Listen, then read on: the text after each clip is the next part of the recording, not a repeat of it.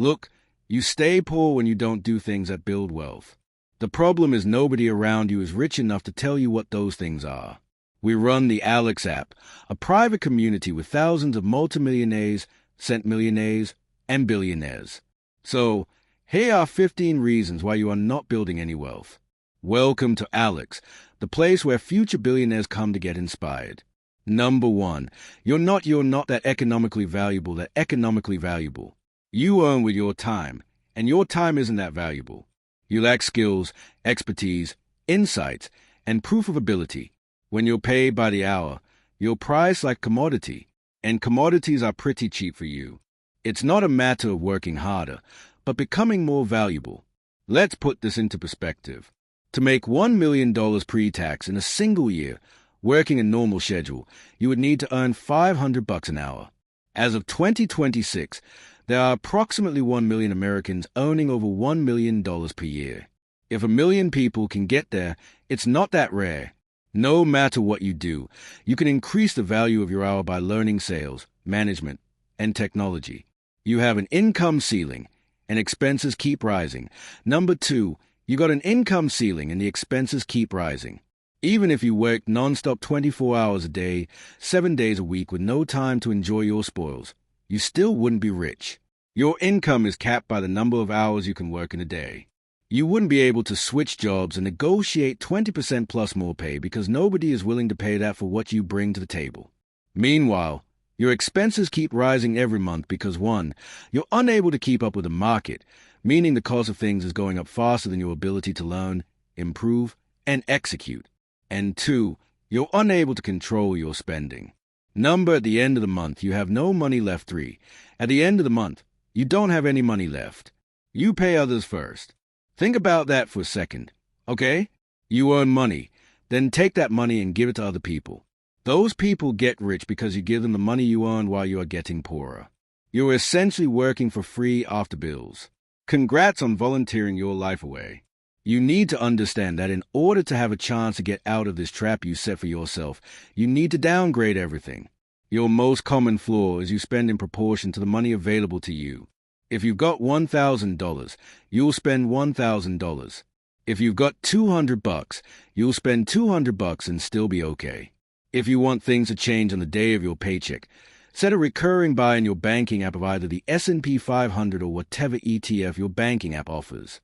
The middle class invests 20% of their paycheck.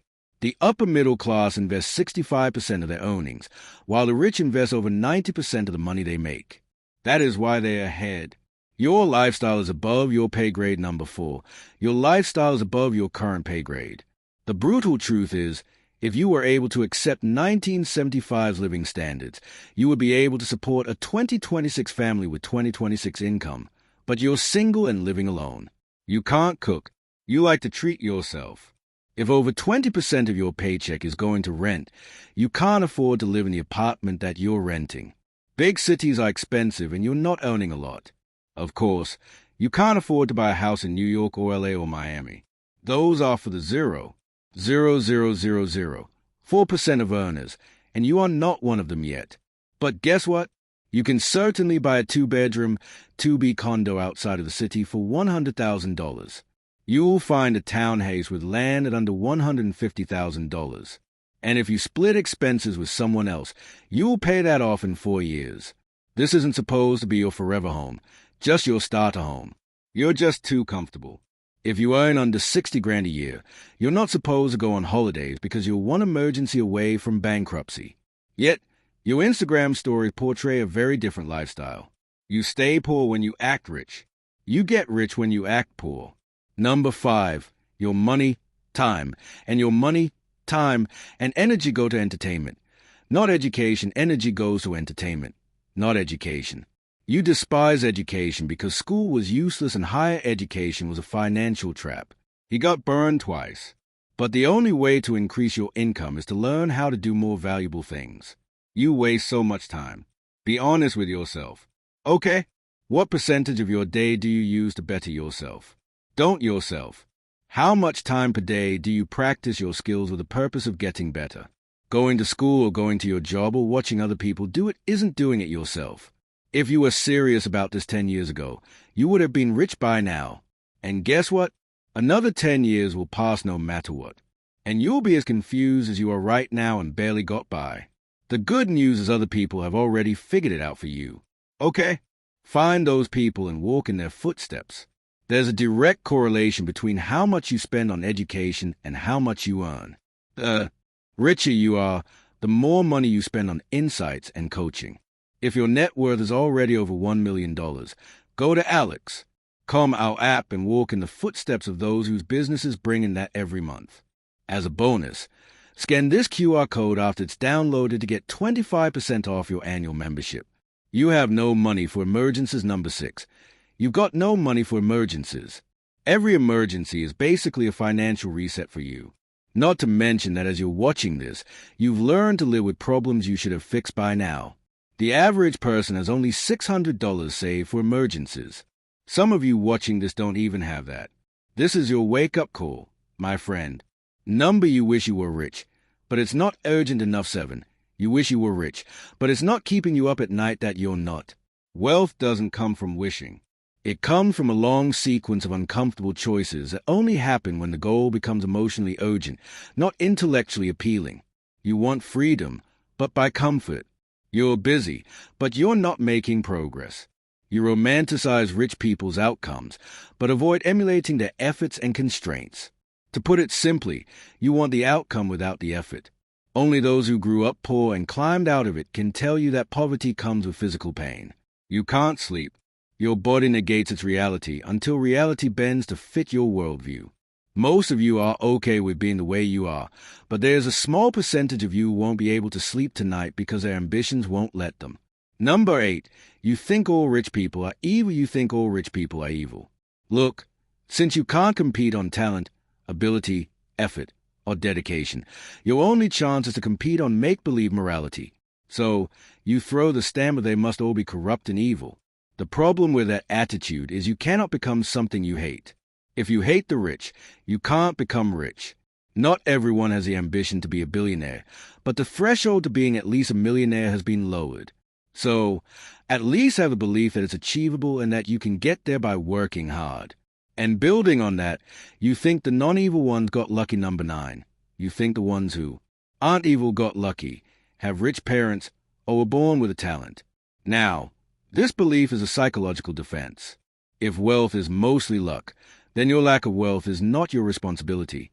You're outsourcing your agency, and that keeps you emotionally safe, but financially stuck. Yes, some people get a head start. The bigger issue is you're using that as permission to stop playing the game seriously. And there's this confusion that somehow you're competing with them when in reality life is abundant. There's more money than we know what to do with. And if you get rich, it doesn't mean somebody else goes broke. Also, the richer you are, the more effort, time, and money you deploy to increase your luck surface. Luck is something you can manufacture for yourself if you have the ingredients. But you've never bothered to look for the recipe, have you? Your future income is already spent. Number 10. Your future income is already spent. You're not poor. You are pre-spent. Debt payments, subscriptions, car notes, lifestyle commitments. You can't take opportunity risks because survival is fragile. You don't have an income problem. You have a commitment problem. You owe money and you keep borrowing money to buy things you want but don't need. Slash your fixed costs until you can save and invest automatically. Freedom is built by reducing obligations first. While your future income is already spent, rich people's future income is already invested. The sooner you turn on the auto-invest option, the sooner you'll be out of the hole. Number 11. You don't own assets that grow while you sleep. Own anything that increases in value while you sleep. You get rich by owning things that increase in value over time without your input. Wealth is ownership plus time. No ownership means no compounding. Stocks, Bitcoin, homes, gold, silver, really good art. If you don't own any assets, you'll spend your entire life paying rent to use other people's assets. This is what people mean when they say the market. You need to be a participant if you want to build wealth. You can work hard forever and still never build wealth if you never own any assets. You think investing is just gambling. Number 12. You think investing is gambling, only more complicated. You've never bothered to learn how to invest. Ignorance makes everything feel risky, but knowledge turns volatility into a tool. If you don't learn investing, you will work for people who did. You confuse speculation with investing, then use that confusion to avoid responsibility. Everything in your life revolves around short-term thinking, and that is why you can't see past the next month into the future. Your plan A is betting on sporting events, and you buy lottery tickets. Your plan B is hoping a rich person hits you with their car so you can sue them. Number 13, you don't track your net worth. And it's actually negative right now. Look, you can't improve what you don't measure. If you don't inventory the closet, it stays messy. If you want to lose weight or gain weight, you go on a scale every day and you track it. You track your food intake. It works the same way with money. You probably never calculated your net worth in your entire life until right now. In simple terms, your net worth is what you own minus what you owe. Most of you are in so much debt that a homeless person sleeping under a bridge is technically richer than you because your net worth is in the negative. And if you want to check how your net worth compares to your peers, go to Alex. Come and Northwest. We built a net worth calculator that adjusts for every country around the world. And it's free to use. Not tracking your net worth is like driving with no dashboard and being surprised when you ran out of gas. Your benchmark is your broke echo chamber number 14. Your benchmark is your echo chamber of broke friends. Most people don't choose their financial standards. They inherit them from the room they sit in. If everyone around you is broke, broke becomes normal. Not because anyone is evil or anything, but because a group quietly agrees on what is reasonable, what is risky, and what is trying too hard. We humans obey social norms more than logic.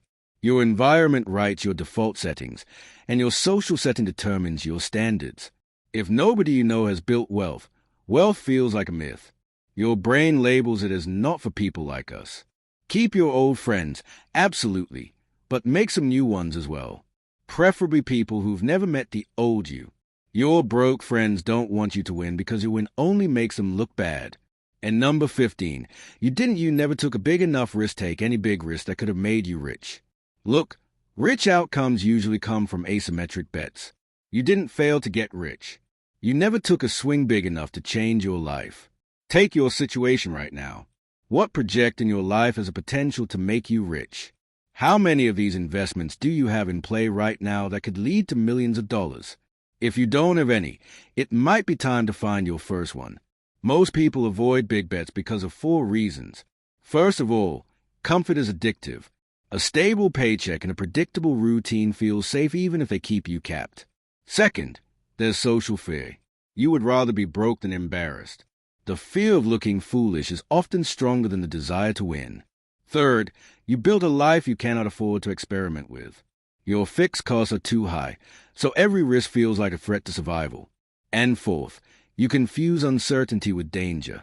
Uncertainty is where upside lives. Danger is what you take on when you have no plan and high fragility. Most people take huge risks for tiny upsides. Car payments, lifestyle inflation, dead-end jobs, but they refuse tiny risks for huge upside. Publishing the book, learning a skill, building a product, selling the thing that's been living rent-free in your mind for the past 4 years. As long as the damage is survivable, it's just a matter of taking risk after risk until one of them clicks. What do you think is a primary argument why people don't build wealth? Let us know in the comments. And since this is a Sunday motivational video, of course, you get a reward for watching until the very end. And today's bonus is bonus. The 2 switches that change everything, the 2 switches that change everything. So, if you want a bonus that ties both together, it's this. First of all, switch your reference group so wealth building feels normal. And second, lower your burn rate so you can take on some asymmetric bets. New rooms raise your standards. Lower burn gives you freedom to act. Asymmetric bets gives you a path to getting rich. In 2026, going broke is no longer an option.